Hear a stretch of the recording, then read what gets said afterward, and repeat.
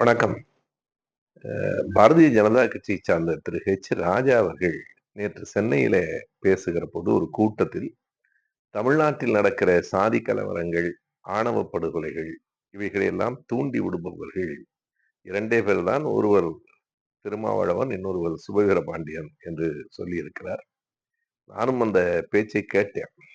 மிக உண்மையாக சொல்ல வேண்டுமானால், அந்த பேச்சை கேட்டபோது என்னை அறியாமல் எனக்கு ஒரு சிரிப்பு மட்டும் தான் வந்தது.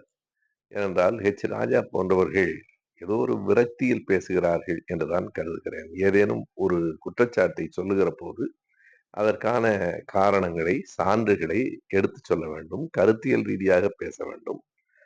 போகிற போக்கில் யார் மீது யார் வேண்டுமானாலும் இப்படியெல்லாம் குற்றச்சாட்டுகளை சொல்ல முடியும். யார் மீது வேண்டுமானாலும் நாம் இப்படி சொல்லலாம். அதற்கெல்லாம் என்ன சான்று என்று கேட்டால், எதுவும் இல்லை என்பதுதான். அவருக்கு ஒரு ஸ்கவுட்ஸ் தேர்தலில் கூட வெற்றி பெற முடியவில்லை. எல்லா தேர்தல்களிலும் போட்டியிட்டு தோல்வியை தவிர வேறு எதையும் சந்திக்கவில்லை. 2001 திமுக ஆதரவோடு போட்டி போட்ட மட்டும் தான் அவரால் வெற்றி பெற முடிந்தது. இவையெல்லாம் அவருக்குள் ஒரு விரக்தியை உருவாக்கி இருக்கலாம். பாரதிய ஜனதா கட்சிக்கு கூட தமிழ்நாட்டில் தலைவராக வர முடியவில்லை. எனவே இந்த வருத்தங்களை எல்லாம் வைத்துக்கொண்டு அவர் யார் மீதாவது பேசலாம் என்று கருதி இருக்கிறார்.